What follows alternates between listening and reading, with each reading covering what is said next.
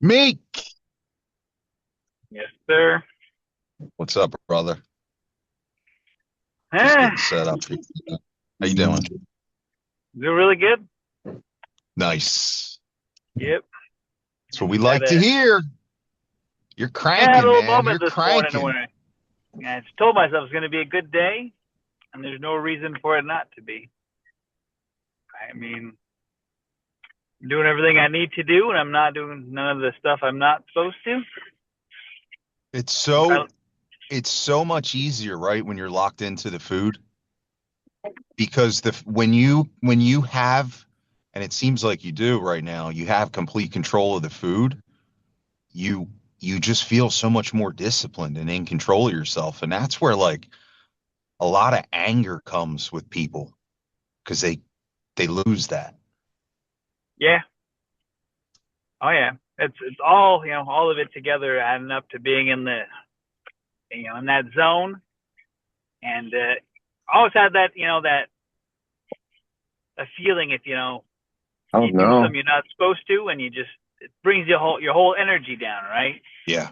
So I've trying to let that go, and done everything I needed to. So why am I still putting myself down, right? Why am I still carrying that negative energy? So I'm What? just kind of let it go this week, and it feels so much better. Well, it's like that's why I said that in the voice text the other morning from the track about frequency and vibration, and I'm glad that Ashley chimed in and made sense to him because when I'm in a lower frequency, I don't want to make a video. I don't want to make a post. I don't want to do this. I don't want to talk to nobody. Like, leave me alone. And a lot of the times with me, it's stress, man. It's pressure. It Yes. builds up. And the old me I used to pop when that stress and that pressure would hit, and I would get fucking smashed. And then my frequency for the next week is fucked. So it's like you're constantly trying to crawl your way back to this high frequency instead of just staying there most of the time and knowing that when you're not in it, if you just stick to your habits, you won't destroy yourself. Yep. And that's the Oh yeah. point where, I try to get most guys too. And it's hard when you're not in a high frequency to make the right decisions when you're not disciplined. So you have to get a taste of discipline. And if you're an addict, you get addicted to it. And then Yeah. that's when it becomes fun, you know? Yep. Like then you start running half marathons on Saturdays after work in minus 30. Exactly. It becomes just a pure pleasure. Yeah, Yeah. man. So, well, good morning, everyone. Good morning. Welcome to group meeting. I can't even believe it. It's number 84. It's a Wow. blessing. It really Yeah. is it's an absolute blessing. And I'm grateful for all you guys for all your efforts. It really makes everything I do just feel, it feels great, man, to know that people get it and they do it, not because you paid to be here. You're doing this because you get it. Like it's something in your life that you need a missing piece, and that's why I created it the way that I did because it was what I needed. Like I said to you guys yesterday, I felt like when we played our last football game as a senior, that was when I left my manhood on the field. Yeah. And I really didn't go into life with that same like battle ready mentality. I just kind of like stumbled into life and then just unraveled, fell apart, and I had to put myself back together. Um, and that's a painful, painful process. But it made us who we are today. And with that being said, we're gonna hear the story. Mark is willing to share his story this morning. I Nice. know Matthew, you asked about that. You were looking Yeah. forward to hearing it. I'm looking forward to hearing it. I know the rest of the crew is. Um, Ashley's gonna have to watch it on YouTube like everybody else. Uh, But before Mark jumps in, you know, we're if there's anything else you guys want to just kind of shoot the shit about or talk about before he gets started or anything, uh, now's the time. I'm here listening. It's Vinny. Just don't want to be on camera. Getting ready for work. Got it. Mark, Yeah.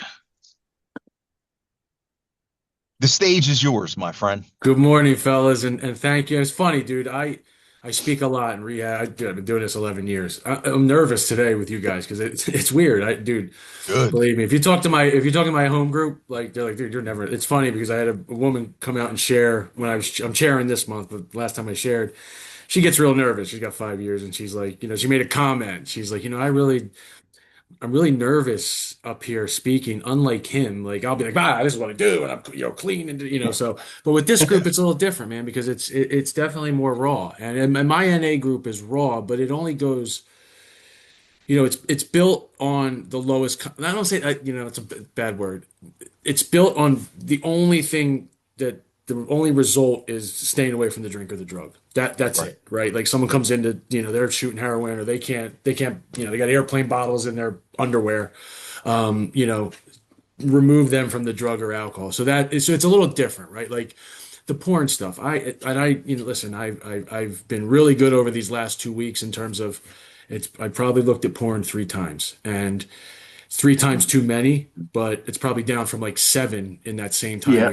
You know what I'm saying? Like I don't Yeah. talk, and that's as, you know, you guys were talking about that guy that was, I don't even want to talk about it. Like I'm so ashamed of it, but it just became so habitable. So, but I've cut it down like 3 times in 2 weeks is still not good, right? It's still, I need to fill those 37, whatever they are with something else. But my point to that is, I wouldn't get that deep. And we have a step group, a men's step group that gets deep, but I wouldn't really bring that up, right? Like, because they're almost like of the mindset, like, hey, if you watch porn, don't get high. If you gamble, don't get high. If you cheat on your wife, Mhm. just don't get high.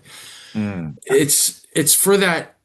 I don't understand it, and that's why kind of God has led me to this group that it's more all encompassing. I don't even know what I would call it, alternative sobriety to AA and NA, or alternative probably isn't the right word, but it's a sobriety community just as powerful and probably more powerful because I have never gotten, I've always said I'm gonna get 10,000 steps a day. I haven't done it.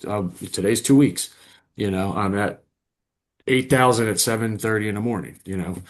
Not even right. doing anything else. I'm going to get to, I set a goal for 50. I'll get to 15 today, but if I had to get to 10, I'm at 10 all day, right? So that was a prayer. So there's where the nervousness comes in, right? Because I can, I've done this again, and I'll preface it. I am an NAA guy, right? That is my foundation, and that's what's gotten me clean and sober for 11 years. So, I'll start real quick. I'll try to go. You guys want to jump in, cut me off, and everyone wants to hear this, right? I just want to be respectful of everyone's. No one's sitting on anything that you want to bring to the group or anything.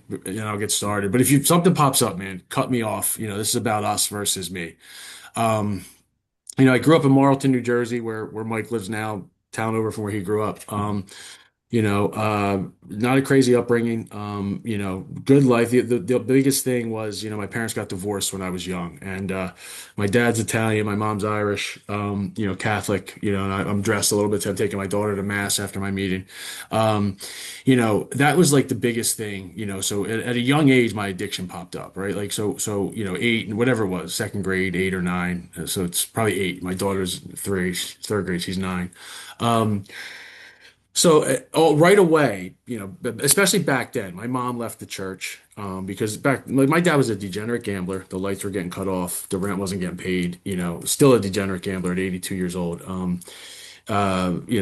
She had to leave him, right? Like she had to leave, but the priest is like, you should not leave. She's like, well, I have a little boy here, like that we can't, I'm telling him we're lighting candles to play a game, when the electric got shut off. So she left. So she got, kind of pushed out of the church. The church shunned her a little bit. So she left.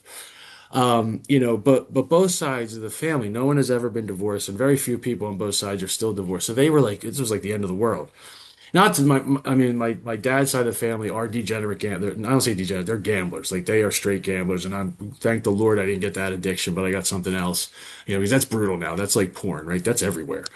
You drive by Atlantic City, you'll get served ads. That's just the way it goes, and,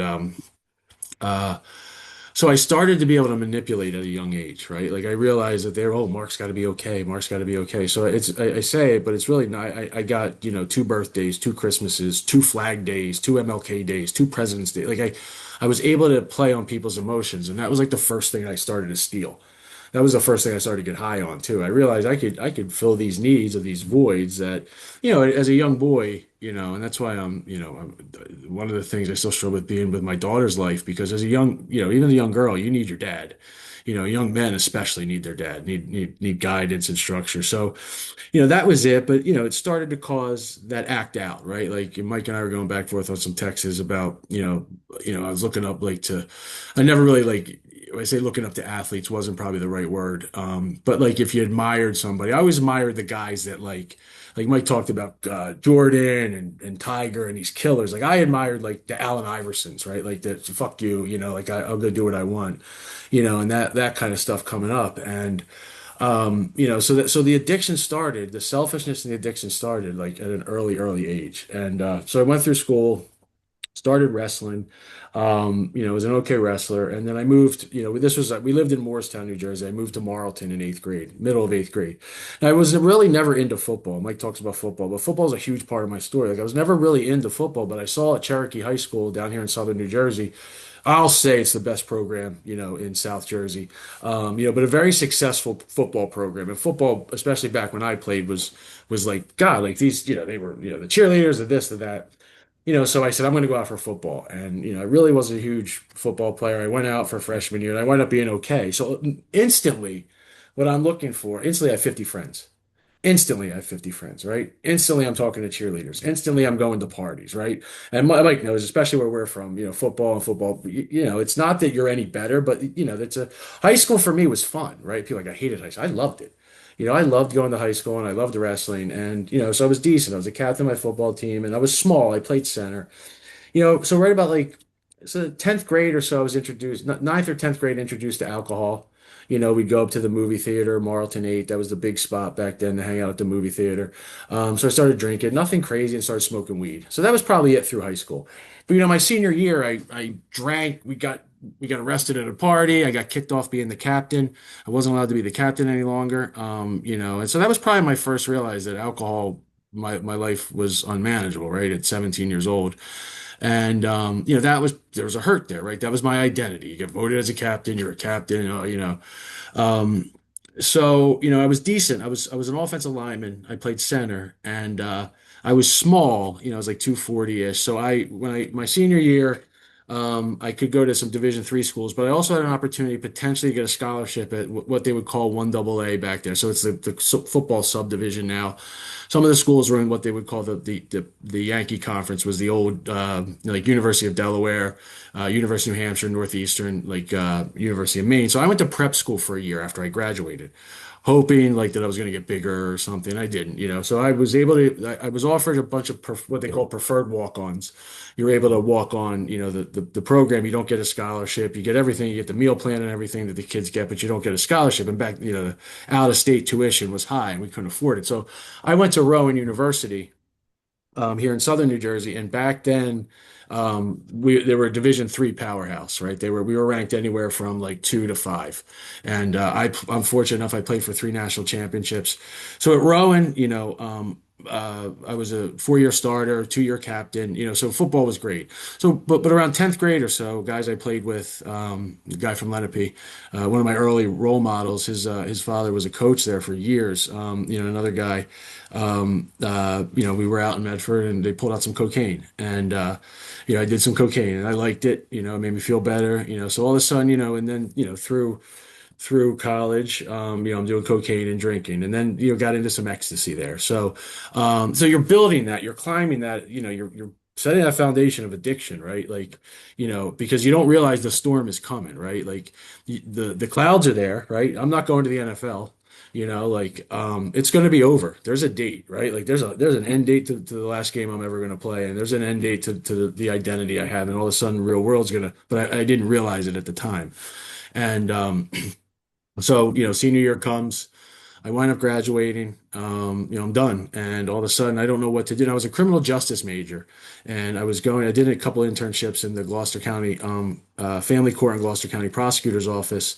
So I was going to go be a police officer. And it's funny. I say the worst thing that happened to me was I started delivering pizzas or delivering sandwiches for Gaetano's in Marlton, and I made so much fucking money. Like back then, I made like $1,000 a week, and all of a sudden, I'm about ready to take these civil service tests, and graduate. I had a criminal justice degree in political science, and starting salary for a cop was like 21 grand back then, 23. It was really low, and I'm like, man.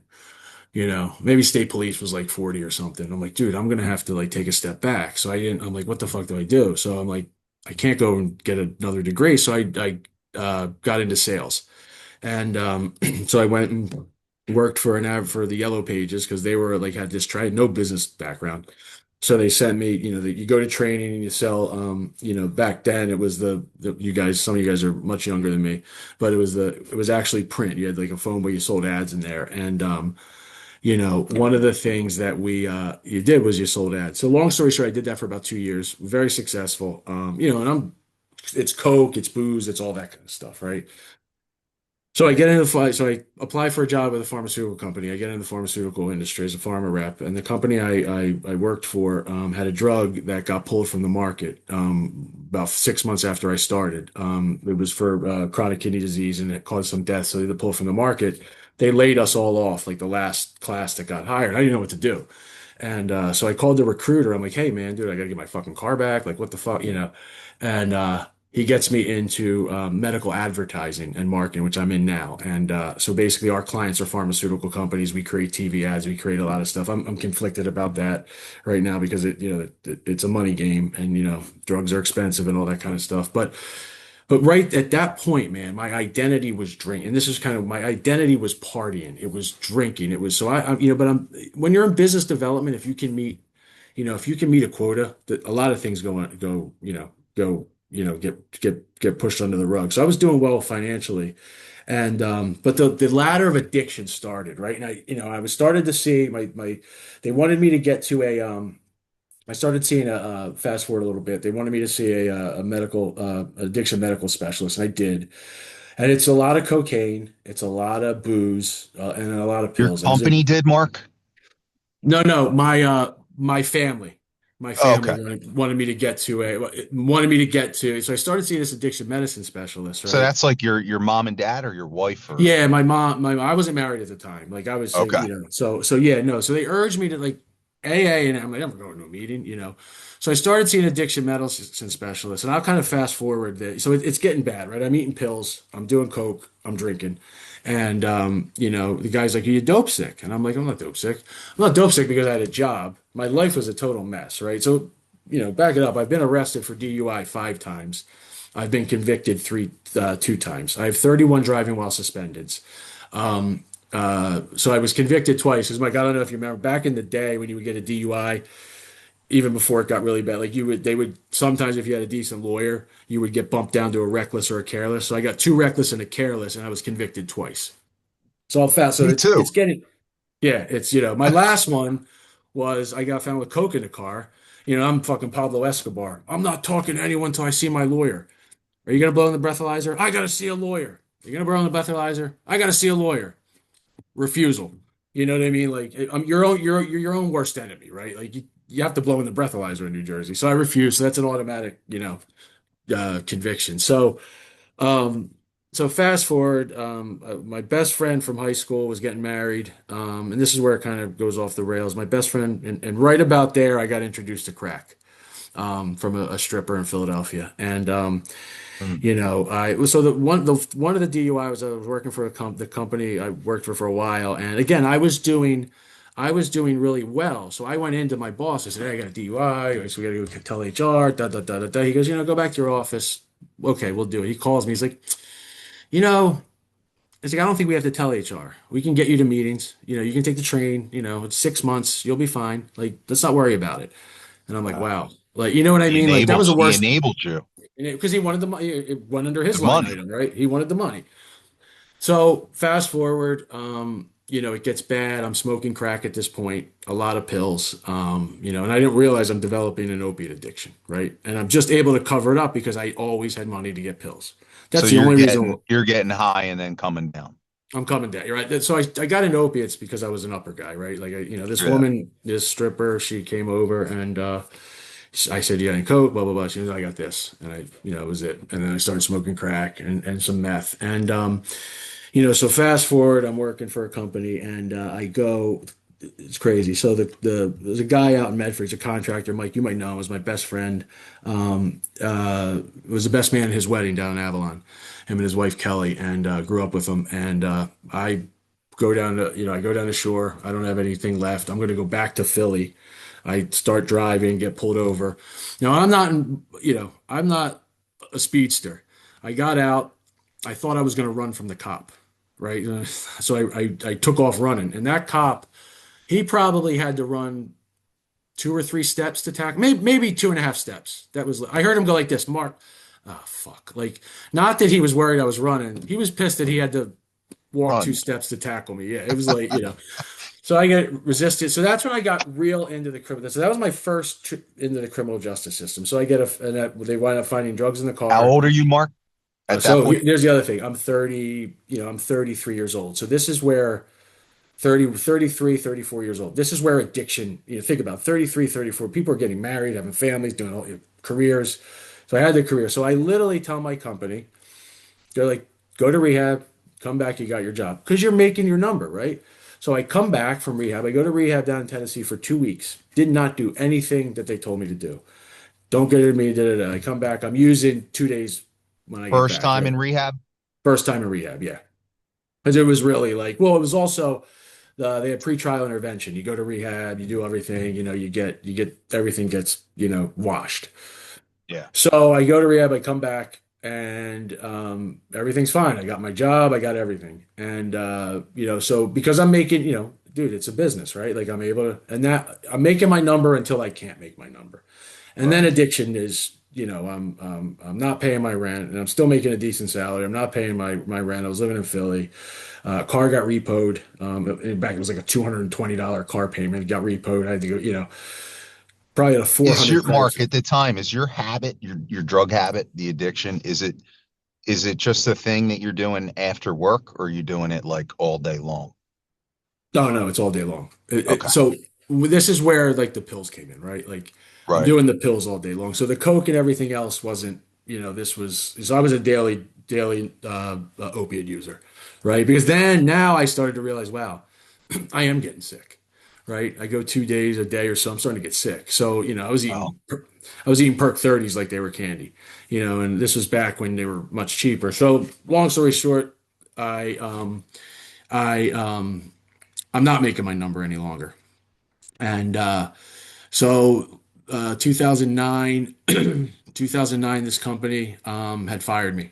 But they fired me with like, and I didn't see it then. They said, "Hey, listen, we're going to pay your insurance for 6 months." So basically, without violating any HIPAA and HR shit, they were saying, "Go to rehab, dude. You got a problem." And I didn't do it, right? So now here's where it starts. So all of a sudden, um, now I have no job, right? And I got an opiate habit. I'm in Camden every day. That's how quick it happens, right? I don't have money to buy pills, but I have $10 to get a bag of dope. That's literally how quick it happens. And now I'm a full-blown heroin addict. And now the real problems start to come in, right? The shoplifting. I shared that I was arrested multiple times with crack cocaine. I was in Camden. They were disorderly conducts, disorderly persons. I was arrested in Marlton with a bundle, 14 bags of heroin. I also was arrested for theft by taking, check fraud, multiple counts of second-degree check fraud.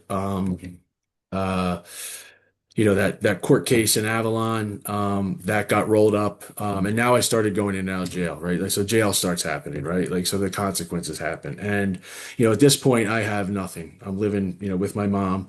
I have nothing. I'm in Camden every day. I'm living as a drug addict. I'm doing everything to it's funny because people say with addiction, when we get clean, addicts are we wake up dope sick.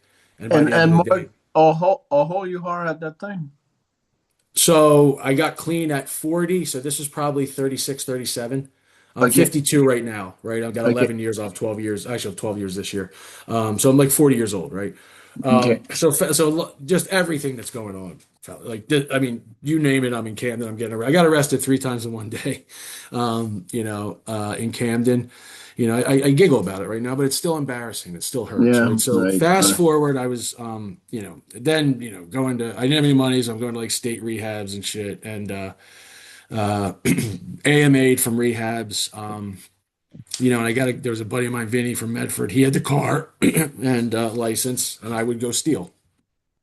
So it was a great partnership, right? Vinny was always there. Vinny was always there because he just had to sit in the car, and I went and did stuff. So fast forward to June, like April, May, June 2014, I started to pray. And I've always been religious, I've always been a Catholic, and so I've always been good with God. And I started to pray. I literally, God, I'm 40 years old, man. I can't do this anymore. I'm living with my mom. I have nothing. I have literally nothing. I threw away a career, da, da, da, da, da. And there's so much wreckage this whole way. Like I'm giving you like the top version. And so I had to go back to court. I finagled a way to stay out of jail for a little bit, saying I was going to go to rehab. I left that rehab. I had a court date. I knew she was sending me back. The judge in Evesham was going to send me back to jail. So I knew on July 14th I was going back to jail. I just knew that. So I went and got high, and it was like I asked God, right? And normally I wouldn't even go to court. I wouldn't have gone to court. I'm like, they're going to come get me. They'll get me when, whatever. Let me just see how this run works. I got high that morning. I went to Camden with Vinny. He took me back. I got high in the bathroom. I showed to my mom, Mom, I'm a heroin addict. She's like, "Sure, really? Like, and I stole everything from her, my dad, Mm. I go to Court in Evesham. She gives me 3 months, whatever it was, plus the fines. And I went to jail and, you know, uh, went dope sick. And when I finally came out of dope sick, Burlington County Jail, they have what they call minimum. So if you're there for like an extended period of time, not being holed over on court or anything, you go out and work every day, right? Like you go work, like you'll go to a graveyard and there's a veteran cemetery like up in West Hampton. You'll go clean that. But they only take like so many guys, right? So if you're the last guy in, you sit there until someone goes out, then you can get on the crew. So I was sitting in a cell for a bunch of days. I'm clean. Go through withdrawal now. I'm clean. All of a sudden, man, AA, it says AA. There's going to be an AA meeting tonight. Morristown Men's Group comes in, and I went there and I listened and I took all the literature I could there. They have the grapevine, all their stuff. So I get out. And I realized, the first thing you do is go to a meeting. So I couldn't go back to my dad's. That's how I got my mom's in Marlton. They wouldn't have me. But my dad let me come back, and I had a rule. My stepmom knows a little about recovery. She's actually got 9 years sober now, and I could stay in the basement. I couldn't be there during the day.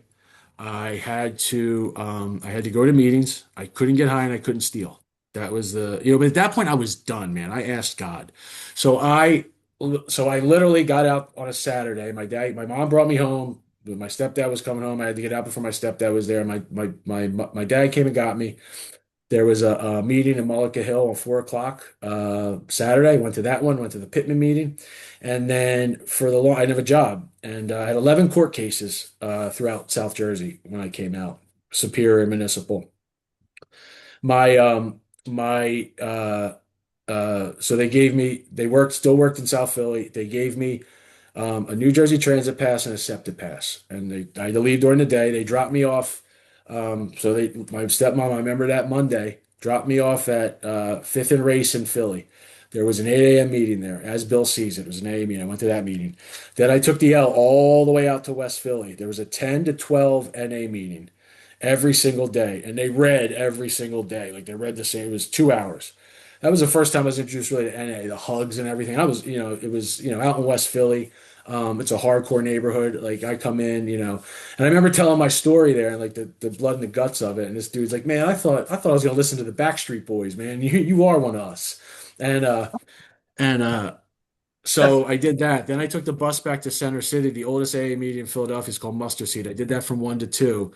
And then I would take the 410 back to Mullica Hill. And again, God put me at my dad's is an eighth of let's say a quarter of a mile from Route 45 and the bus station. That's not a coincidence. Like I didn't have a car. I wasn't have a license. Like I'm literally a 20-minute whatever walk. So I would come back and I would do like a meeting at night. And then that Friday, I went to a Mullica Hill meeting, met my sponsor, same sponsor I have right now. He took me to my home group. And it was funny because in the, it's, hardcore. Like I remember reading in the grapevine, bring notes, take notes. The first day he picks me up to go to our home group, I got a notebook and a pen. He goes, fuck, what are you doing? I go, I'm gonna bring me to take notes. He goes, put that the fuck back. He goes, you come here, you shut up, you listen, and you stay clean today. And if you can help somebody, help somebody. Don't what notes you gonna take? No one wants to listen to you, And so that's how it started right away. Like those guys were hardcore. That's why I say, like, it's not for everybody. So that's the same home group I have today. So I start, and then I don't know, Mike, if you're familiar with the Kiss Club down here in Woodbury. So it's a clubhouse, with it's an AA, some NA, but they have meetings all day. That's literally right in front of a bus station. So they told me about the Kiss Club. So I started, I was going to Philly I was still doing that for probably like 3 or 4 weeks. And then I found the Kiss Club. They had a 9 o'clock, an 11, and a 1. I literally would sit there all day. I would make coffee, I would do this. And then finally I was able to get a job through a family member. You guys know, I'm sure, Mike, Cento Foods, the Italian foods. You guys might know Cento. It's a yellow and red. Yeah, I got a job working in a warehouse. Making back then was, I guess, minimum wage was $11 an hour. Let me ask you a question, Mark. Yeah. So you say you were sitting there all day. What did you find was most beneficial for you? Was it sharing your story, or was it listening, or was it just a combination of everything? Like what Early on, was it was listening. yeah, It was listening. Take that's what I direction. thought you Yeah. would say. Yeah, it was listening. I fought it, man. Like I would fight. Like now, then I got a clear head. Like, why are we celebrating not doing heroin for 2 days? That's fucking stupid. We're losers. We should do it. We shouldn't do it. I would argue with everybody. The guys were like, man, you were tough to be around. Because, I grew up with a single mom, right? Like a man to me is a threat. Like I have a female boss. It works out amazing. Like I'm very respectful. You know what I'm saying? Like, male bosses, I've gotten better. It's a challenge. Like, you know what? Like, because I guess the issues I still have with my dad, which are still there at 52 years old. And I'll shut it down in a minute and kind of just tell you about the recovery part of it. Open it up for you guys with any questions or, kind of share your stories if you want. But like, so from there, man, they say, in recovery, do 90 and 90, right? I did 320 and 90. So Saturday I would hit, I'd go to that clubhouse in the morning. I'd go to an NA right up the street. The Woodbury Library was an NA meeting at 11. I'd get a ride there. I get dropped off. I'd take the bus back. 5 o'clock, I'd go back to that clubhouse for a 5:30, a 6 o'clock. And then I would, at that time I'm working. I would go sit at the Colonial Diner. I'd have something to eat. And I'd go back to the 8 o'clock NA. And that's what I did. And then right along, I got into a step group early. And as soon as I had 90 days, I started taking commitments. I went and got an H&I commitment, hospitals, institutions. So I started going into rehabs. And I had it took me 2 years to get my license back. So what I did, and then, my sponsor was like, how do I repay you? Hey, you dumb MFer, you don't repay me. When you get your license, I picked you up every week. You pick somebody up else every week. Like that, that's how it works. You give this away. You pay your debt every day to this program. So, and then slowly I started seeing, we would go out to eat on Friday nights. We have an anniversary group when someone gets a year, we all go out and celebrate. And I started seeing there is a camaraderie. Like these guys, we talked about the same stuff. Now these guys a lot of these guys are, they're set in their ways, they've been in a lot of prison time, all that kind of stuff. So it's like the camaraderie is there. I want something else for me. You know what I mean? And that's why I think this group, like I'm nervous still, sharing to you guys. Like, dude, I'll go to my meeting. They'll have to throw me out. I won't be able to shut up. But like there's a nervousness here because I think you guys are about something. This group is about something that takes you, really building those walls against, addiction and against yourself. It's a battle against you. And, but we would go out to dinner. We would talk about sports. A lot of these guys still go to the casino. I did that early on with them and it wasn't for me. It just wasn't for me. I don't go to the casinos. So I'm still very guarded with my recovery, right? So, and I told you I got fired from that company in 2009. Once I got clean, I reached out. They hired me back in 2016. I've been with that company ever since. So here's the gifts of recovery, right? So for me, it was a steady meeting. I started working the steps. That fourth step is hard. The fourth step is hard, man. We have a step group right now that's very rigid. You miss 2 unexcused absences, you're out. And I go back and forth with my sponsor. We still butt heads. I'm like, why though? He's like, because they're not committed. F them. Like, and I'm like, well, they're like, dude, they could be here. You're here. You got kids. Right. You Yeah. got this. You got that. You're here. And Yeah. I see that, man, because I told you guys about the past assault reference. Did you hear Johnny relapse? Yeah, past assault. I mean, well, I'm glad it's not Mm. me. I had a real good friend of mine, was the best man at his weddings. He was in, a prison organization in California, a notorious prison, solid guy now, 16 years. And, he would say, I'd be like, oh, Don, man, did you hear so-and-so relapse? Yeah, glad it's not you.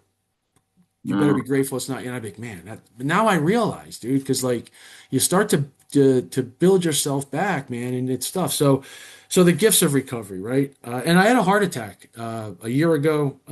It'll be next week will be a year. Excuse me, next week will be 10 years. I'm sorry. I had a heart attack January 2016. Direct result of my using. When you use uppers, your veins open up. When you use downers, and obviously a terrible lifestyle, I had 100% blockages. So I have Were three you stents. clean I when was it clean. I happened? was a year and yeah, it was a year and a half. Yeah, it I was was just the after effects of it. it was the after effects. Right? We were actually at an AA meeting. We went to a woman in the AA meeting.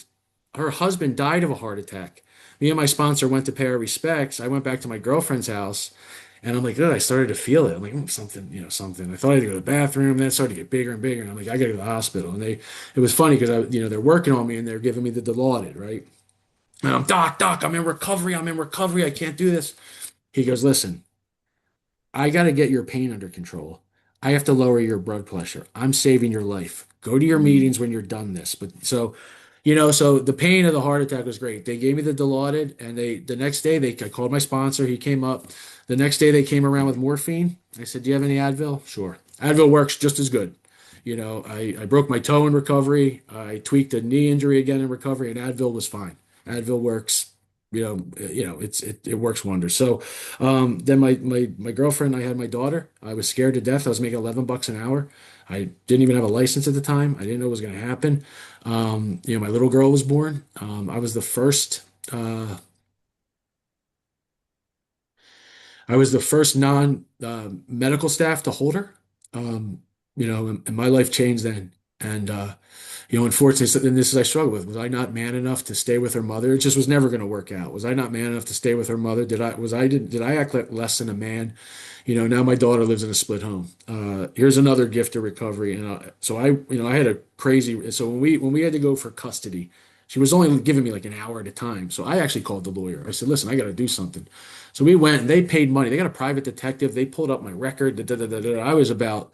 Well, I finally went. It was over. I was over 2 years clean. I just got hired back. I was given my self drug test, so I went and paid for a hair follicle test.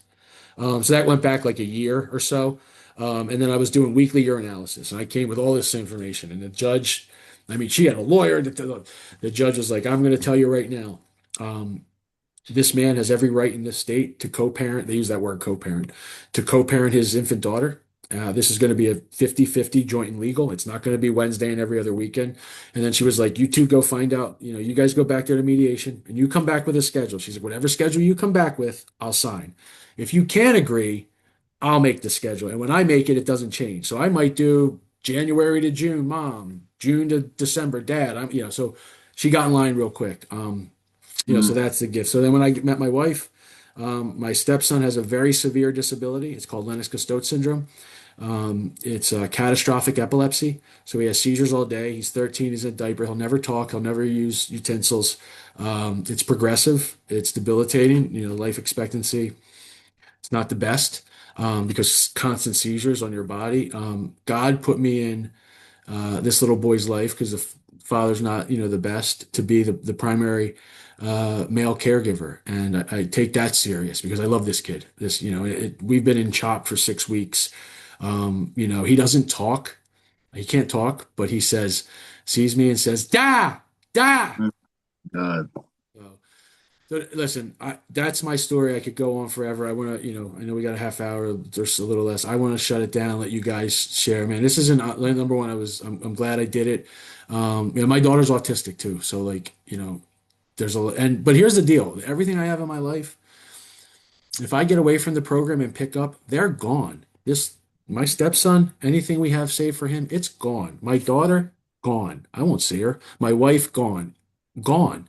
Like, so when people say, and I sponsor guys and I stopped, when people say, "Hey, I'm gonna do it for my kid. I'm gonna do it for my wife." I'm like, "You're shot. You don't got a chance. You got to Mm, do it for you first, right?" So that's the yeah. reason they tell you on an airplane, put your life preserver on first, before you try to put somebody else on. 'Cause you start saving the world, you're gonna forget about yourself.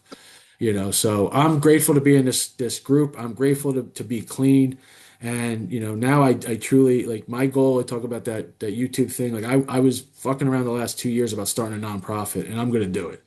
Like I want to, my mission is to, I'm fortunate enough to, have a decent job and decent career and get back. And, you know, I believe building these non-negotiables are going to be a foundation for me doing that, right? Like that guy was right. I forget his name, but like you're creating, you got to start creating, right? Like I don't have my own business. I'm not, like you guys are your own, but there's something you're doing that's bigger.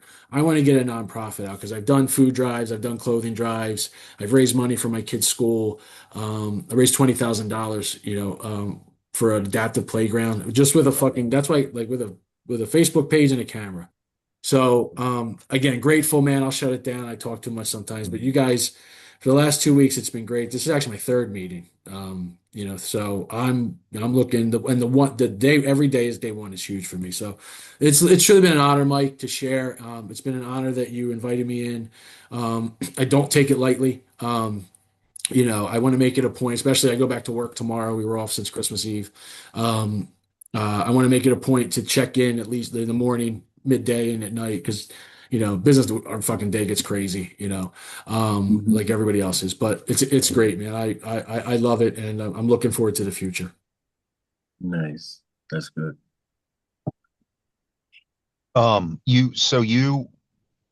You how many times did you relapse, Mark? Like from the last time that you went in, did you relapse again or you good? No, and that's when you said that, like, oh, really? That was part of recovery. It doesn't have to be. When you talk, it doesn't have to be. Since I got into recovery, I haven't relapsed. Like I never tried. I never made a commitment. Like before July 9th, 2014, it was all bullshit. It was either to Mm. tell somebody to get off my back, I'm going to tell the court, I'm going to tell the probation officer, I haven't relapsed. And guess what? It's incredible. I won't. Dude, you know what? If I keep doing what I'm doing, I have a great chance to stay clean. I don't want to say I won't because that's drugs and alcohol are more powerful than anyone. But Sure. but when you said that, Mike, 2 weeks ago, and I shared that in some posts, like, dude, it doesn't have to be. And that's one of the problems with AA. And I'm an AA and NA guy, but they will say relapse is part of recovery. No, it doesn't. It doesn't have to No, be. Why no. set the standard so low? You're almost I giving it out. Like just and listen, if someone relapses, just come back. We're here to pick you up, but you don't Yeah, have we're to. gonna You don't fucking slap the shit out of you too. right exactly. Like, and I'm chairing today. It's a great day. Got a kid, 24 years old, a year clean. Man, that's an What amazing does that thing. mean, guys? I hear you guys saying that you're chairing. What does that mean? Just you're sitting up like if you look at an AA meeting, I open the meeting, I read the stuff, I introduce the speaker. Okay. It's you run the meeting for that. It's called commitments. You take a commitment. Like again, it's making a commitment to something bigger than you. Sure. Mm. Just think about it when you're early And on in that's the the night. thing, like something you're probably most of the time not gonna want to feel like doing, right? But First that's of what you need. That's what I need. I need stuff that I don't want to freaking do that that I have constantly on my plate, Yeah. you know. My wife travels for work. She leaves tomorrow till Thursday, so it's a chaotic week coming up. I'm in New York Tuesday, like, so yeah, I got shit to do. I got the with the snow, they didn't pick the leaves up, so I got to get the leaves in the wood. Like, I don't want to go over because I am taking my daughter to mass. I don't want to go sit there from 9 to 10, but you know what? It's worked for me for 11 years. Yeah, Mm. that's right. I chair Mike because the AA, a lot of in my opinion, the groups that I've been a part of, they're so used to how they do their things traditionally. There's a lot of just like slow reading tradition or a step, let's say, right? I don't operate that way, different generation. I like to give more opportunity to speak. So I chair because then I can control the meeting and I like to Mm, throw out thought-provoking passages and then we have discussion. So like yesterday, one, I let a new guy, he was 90 days sober. He hit 90 days and joined our meeting. So I was like, first audible, hey man, you want to say something real quick? He did for a few minutes. And it actually fed right into my topic. My topic was the power of anonymity and what it does to let men be able to share freely, right? And so instead of reading tradition 12 out of AA, I said, I'm not reading this whole thing, but I'm going to read a snippet that's very thought provoking to me. So I read that and I gave him my thoughts. And man, fucking, I had enough hands cover the entire meeting. Where other times we go through, they're like, hey, we're going to read step 2. And we literally read the entire step. So then by the time you Yeah. get into the discussion, there's not a lot of time left and you kind of lose people. Mm. So that's why I chair it, because it's one, I get to provide service, but two, I just like to make it more interactive and engaging. Because Yeah. there's two ways to correct an addiction. It's either you share a connecting story that happened to you to other people, so they're gonna feel understood. Sure. Or you go so deep that it hurts so bad, Bring then out you those have no choice to emotions. come back. Exactly. Yeah. Mm. How was your run last night, Matthew? That was great. That was amazing. I saw all of you guys all day. So I'm working. I see all those. Tony set the pace, man. He came out Tony firing. is a machine. I was saying that to Michael. I said, "Is it me? It's like 21 kilometers, 2 hours, 9 minutes." I'm like, that guy is fast. And I'm like, he's 44, 47 years old. He's got 5 kids. I was like, that's amazing. I'm like, yeah. So when I Yeah. saw Tony do it, I'm like, all right, I got to do it today. It's going to take me a long time, but we got it done. We got it Yeah. done. Oh, that was great. That was great. Michelle I thought it came was, out. yeah, Michelle did 3.5 miles. She that she Yeah. was liked great, it so man. much. She's coming back again today. So That's awesome. yeah, it was I Dude, I great. love thought, getting out there, especially when I started seeing everybody else starting to do it. I was like, man, this is why we're here, man. That's how you connect and motivate and get Yeah, oh, beyond yeah. motivation, you know? yeah. Because man, I loved it. When I got out there too, I felt like I went kind of slow in the beginning. I did a negative split, so I went faster at the end. But when I was going faster, I was like, man, I should have picked it up earlier, man, to really push this for Matthew. Because one, Next I was doing Saturday. it, yeah, I was doing it to support him. But two, I had to make sure that I ran faster than him. but Tony, summer's gonna come. Summer's gonna come for me too. Ah. Michelle and I were talking about this last night about the group and you know, I said to her, this is why I made it for this healthy competition. Oh yeah. Like you had when you were on a sports team. Like they're your boys. Like you want to see your boys win, Mm, but you're also trying to compete with them in a healthy way.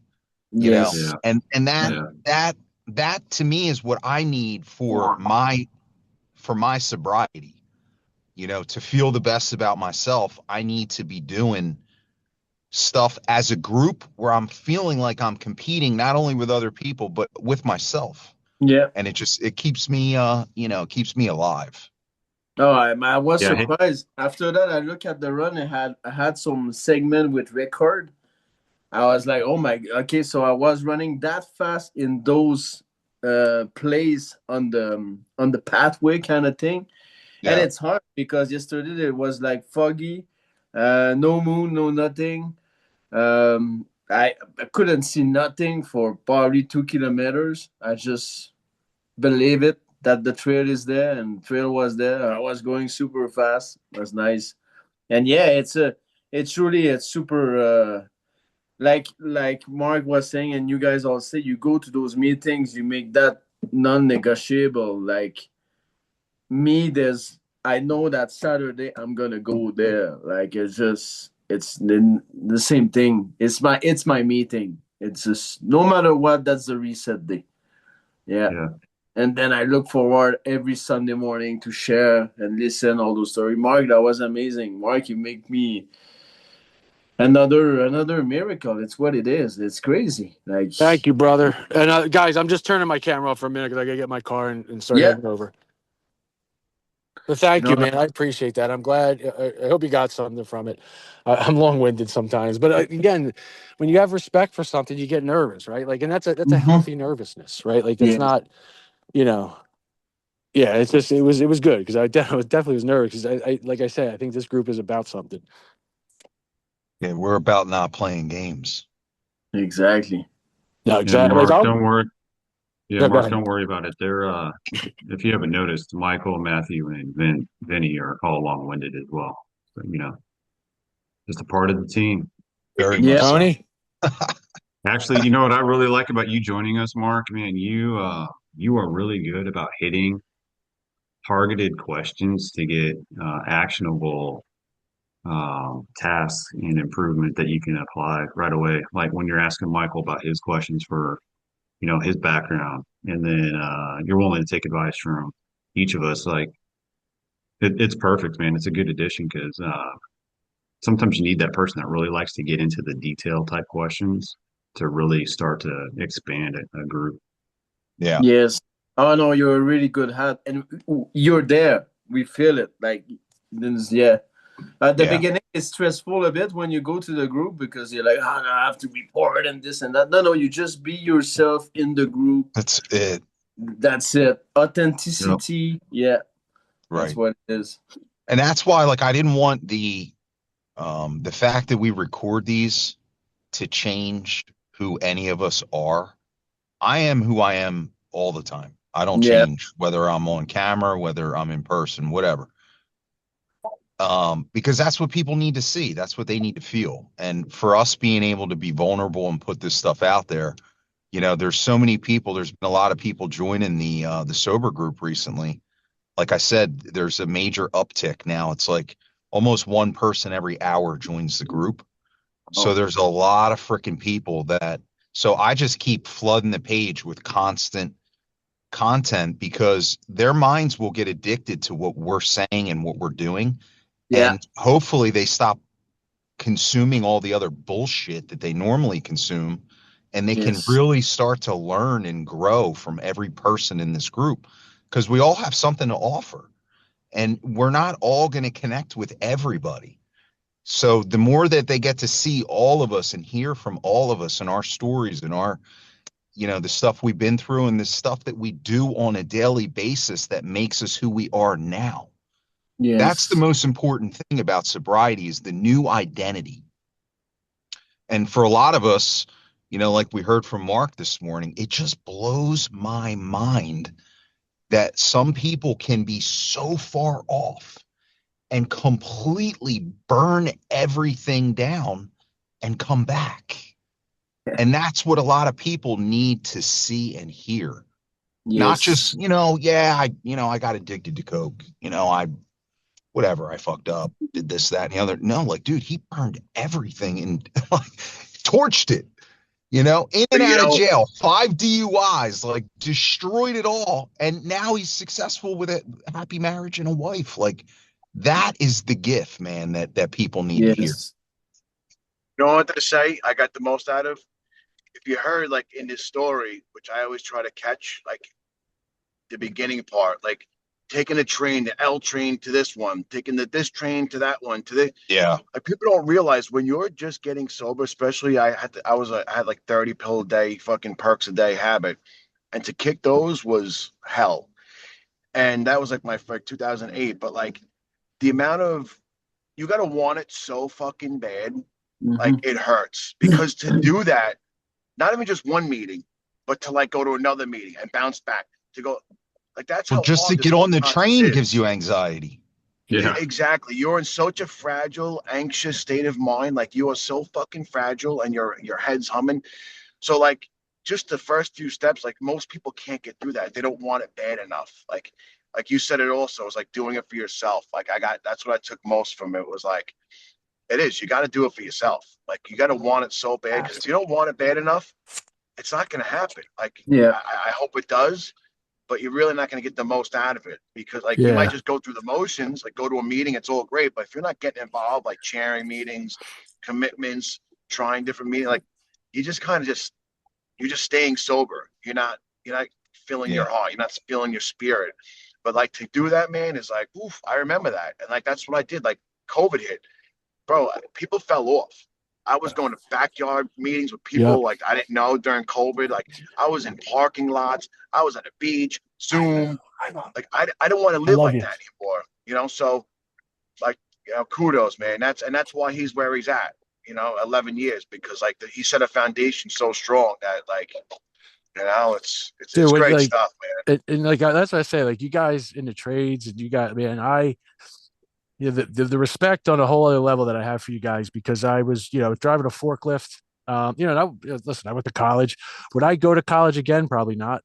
I don't think so. But like, it's what I did, right? I went to graduate school for a little bit. I wasn't able to finish that because of my addiction. But when I like get into the warehouse, I had to take 2 trains in the morning, so I had to be there at 6 a.m.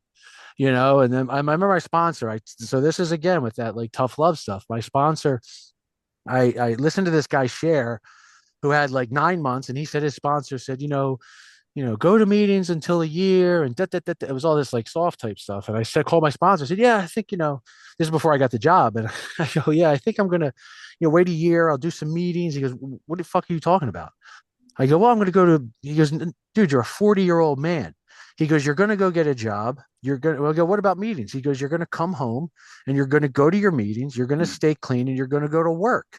Like, I don't know what else to tell you. And so like, there's no coincidence there. Cause if I heard that sponsor say, like, who knows where I would have been. I remember this guy he was trying to jockey for me to ask him to be a sponsor. He took me to a buffet and he did like, and we were laughing, as we call him Nick the Fireman. It's like, who knows where I would have been, without putting, and like my hope with this group is getting me to sometimes I think the word is like the best version of yourself. Cause a lot of these guys that are trying to sell you programs, they always say that, but it's true. Like I want to be the best version of myself. Like I want to be a better father. I want to be a better family man. I Yeah. really, really want to dive into this nonprofit. Yeah. Mark, I thought I heard you say that you don't sponsor anymore. I don't, Um, I'm I curious. I'm just curious to hear. I think I already know the answer, but I'm curious to hear why. dude, it's it's funny. I told you guys I went to mass last week, right? And I met this guy and his wife. I know his wife, and then she messages me, basically asking me to be a sponsor. This guy hasn't called me. She messages me last night. Steve's drunk again. He stole money. Blah blah. And I just got fired from the Washington Township Fire Department. I mean, this government job, union job for stealing something. He says it was just a monster on the company car. Who knows? The fucking stories are crazy. Yeah.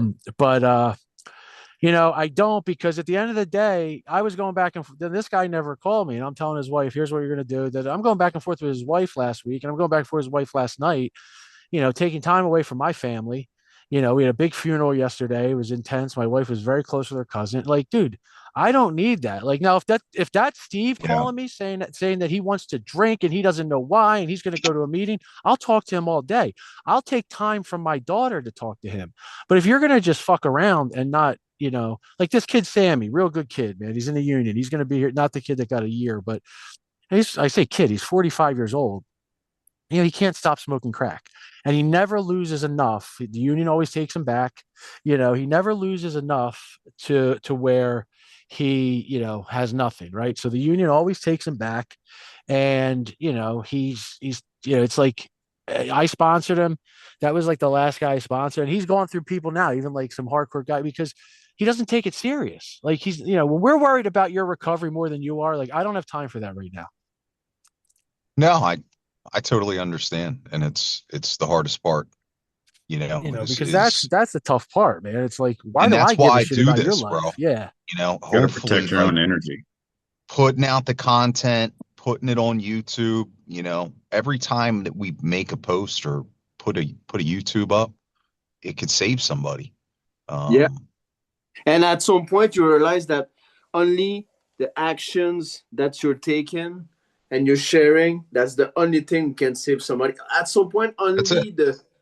you cannot. Well, an I mean, example, when I was with my cousin who is in full addiction every day, cocaine, alcohol, everything, is 48, 49 years old.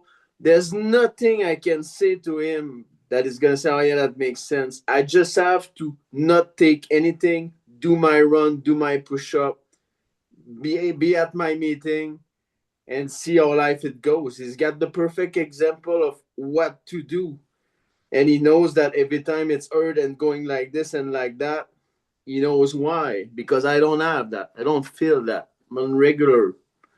I deal with emotion like everybody else, but they're not like that and like this and like that. And Anymore. Yeah. Let me yeah, let Go me ahead, tell you Tony. about this kid we had yesterday. So it was the meeting was about to end, and in other instances, guys literally would have cut this dude off. But this guy out of nowhere just chimes in and literally starts breaking down on camera.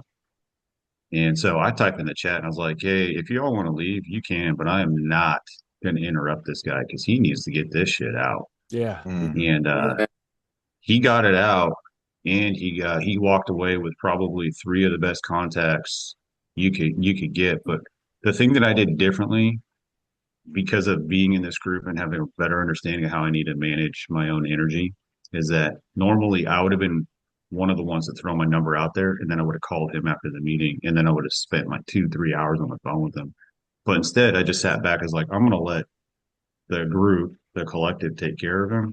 I'll just give him at least this initial opportunity to speak, and it worked out really well. So hopefully, if he shows up, today at that meeting, then I know that we hooked somebody. Yeah. Yeah, my sponsor gives out his number. My sponsor, like he's, it's everyone makes it Steve's way or the highway, and it kind of is because he gives his number out to anybody. He'll help anybody, but he's got a motto: I don't call people. He's got 31 years. He's built a really successful trucking business. He's like, you want help? I'll be there all day, but I'm not going to chase you. yeah, It's tough because you get emotionally involved, and then Yeah, you realize what that does to you. Mhm. And we can't heal and help everyone. no, it's hard to try to help everyone. All we can do is show them that we helped ourselves. This is what we do to help ourselves every day. You can do the same thing if you really want to. If you don't, continue living that life, man. You know, we all got choices.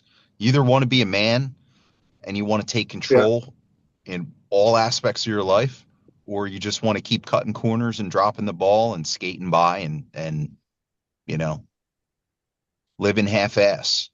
That's the thing about sobriety. Like when you go all in and you commit, that standard carries over into everything else that you're doing. And then when you put it together in a group like this and you guys see what we've done together in less than 2 months and how we've all just continued to elevate, that's where the true power is, yeah, because you first have to commit to yourself. And that's the hardest part. But once we're fully in, and then we can kind of have like a group setting, a brotherhood, and everybody's pulling for each other. I mean, it almost feels like you can't fail again. Um, which I don't like putting into the universe because number one, I think failure is fantastic. yeah. But we have to we have to be aware that nothing is granted every day. A hundred I percent. feel like with what happened to me last week, I lost control of my emotion because I let the other into my mind, and I was starting telling maybe I don't do enough, maybe this, maybe that, and that's why I was quiet for two days in the meeting because I was like I was questioning myself on the things that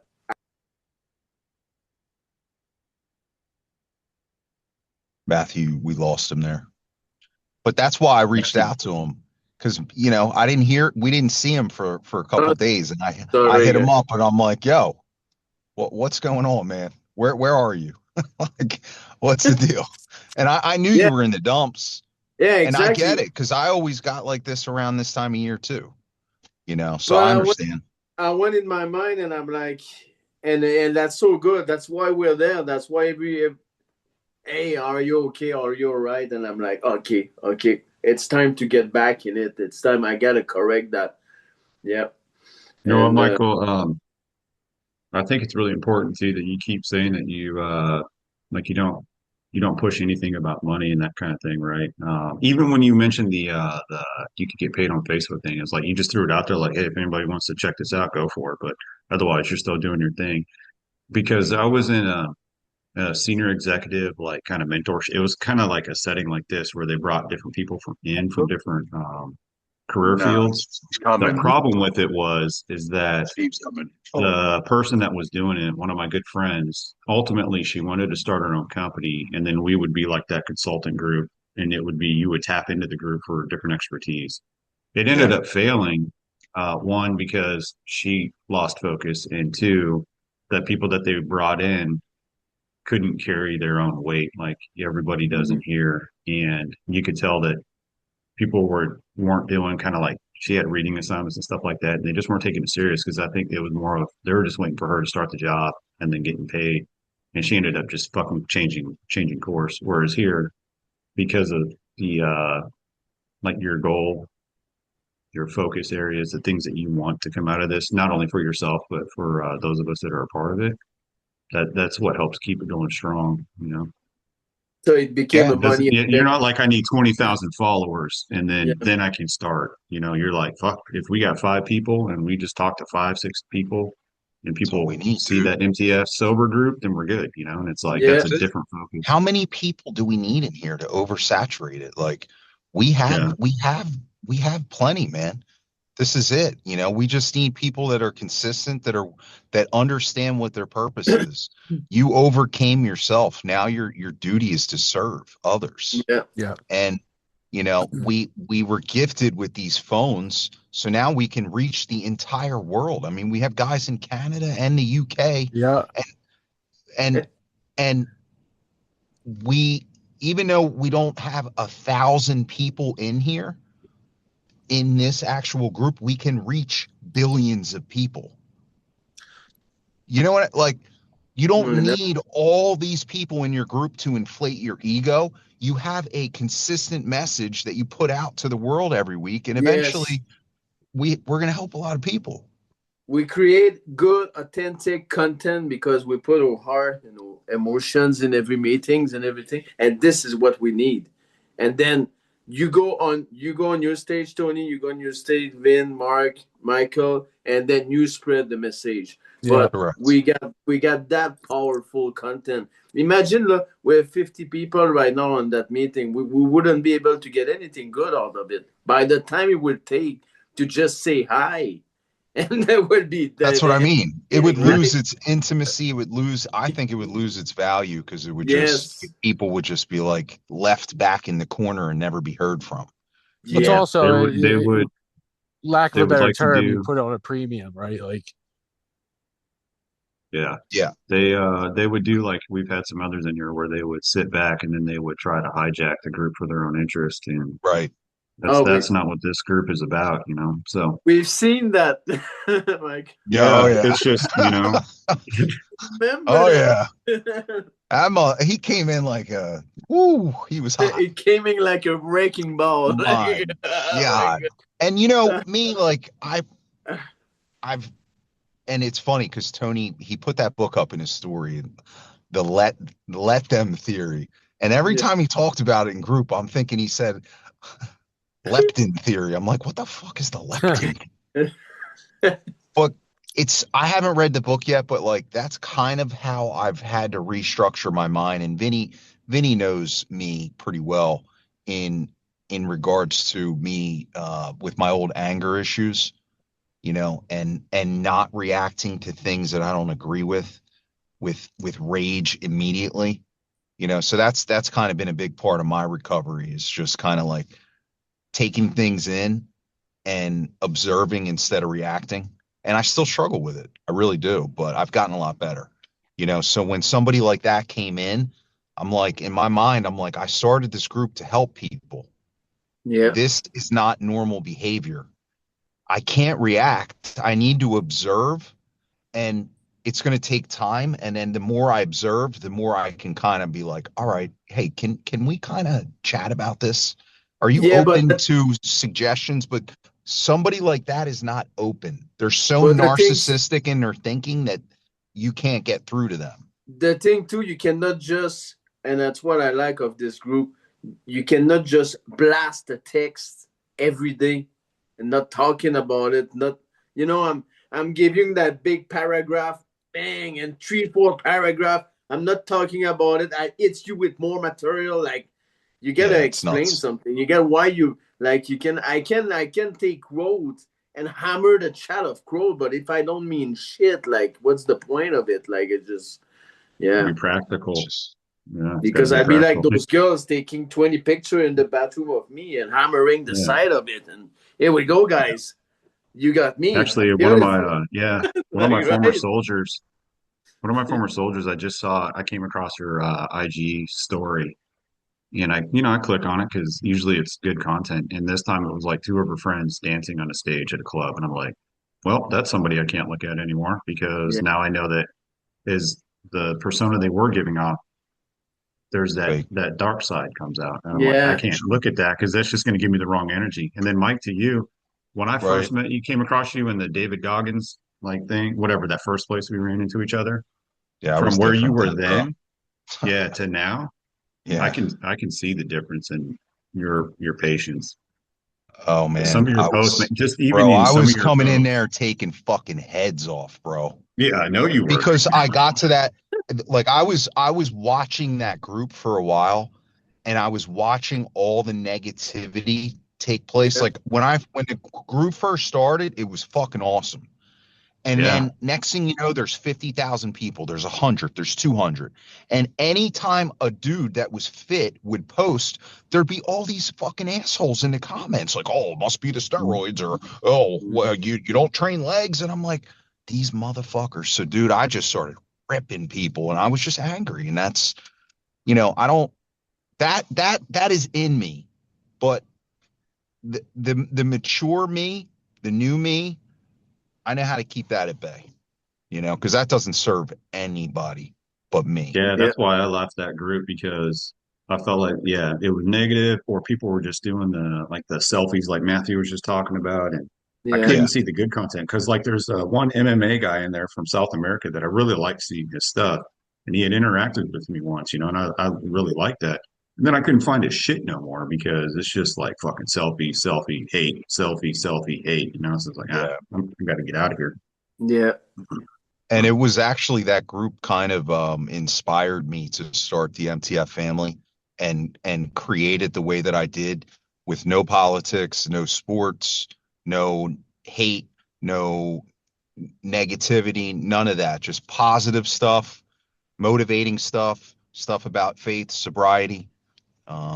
Because I was just I can't, that stuff affects my frequency, because when I start getting angry, man, that's where the anxiety comes from. Yeah. Um, so I just try to filter out as much of it as I can, and it made me much more patient, Yeah. uh, you know, and less angry. Yeah, that's Sleep a why I lot posted better that these mindset days. thing in there earlier today because doing those breathing techniques and stuff like that, I need everything I can get so I don't, Yeah, I don't go off the rails. yeah, same. Hey, fellas, Yeah, Mike, or any, is there any way you guys could take it, or someone could take it just a snapshot or a screen share of the group? Is everyone still on camera? yeah. Matthew, you usually Just send it record to me. some of it and you Yeah. post it on your thing, right? You got I your did. TV sitting there? Yes.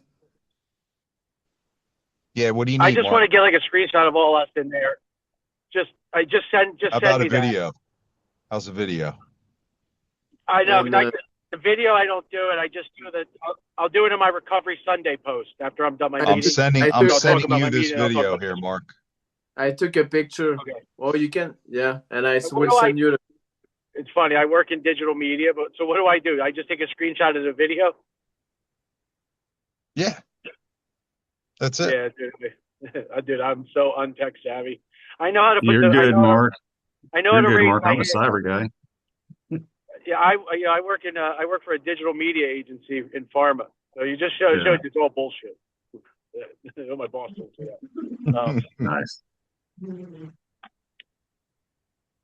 Mark, really Um, appreciate you Thank sharing your you, guys. story this morning, and I look forward to speaking at your place on the 12th. I appreciate the invite. Yeah, that's great, and I think it's a combination of a lot, right? It's Dana's a solid person, and she runs it. hard for, like, it's, at 7 o'clock at night, you get 30 people to speak, right? But 1 o'clock, 1:30 afternoon, it's great that you have. I would prefer to speak earlier. That's got a little 7 o'clock, flexibility. I'm in bed, bro. Dude, 4, bro, I was in bed at 8:15 on New Year's Eve. Couldn't have been happier. Yeah, no, I appreciate it. All right, fellas, man. It was an honor, dude. It really was an honor, man. Before you roll out, though, we're gonna finish with the prayer because we didn't get a Absolutely. chance to last week. So, Yeah. the Father, the Son, the Holy Spirit, dear Lord, as always, we pray for anyone out there who's struggling with their mental health. Pray for anyone out there and their families and friends who's struggling with an addiction. We pray that you guys all find your way and you find peace in this world and you understand how important you are, and you make the choice today to commit to yourself and never look back. Use all the pain that you've caused yourself and everyone else moving forward to your advantage, and let God be the guiding light for you. God bless you guys. As always, thanks for being here, man. And have a great day. Be talking to you. Thank you, guys. Have a good day. See you You guys. got him. Thanks, guys.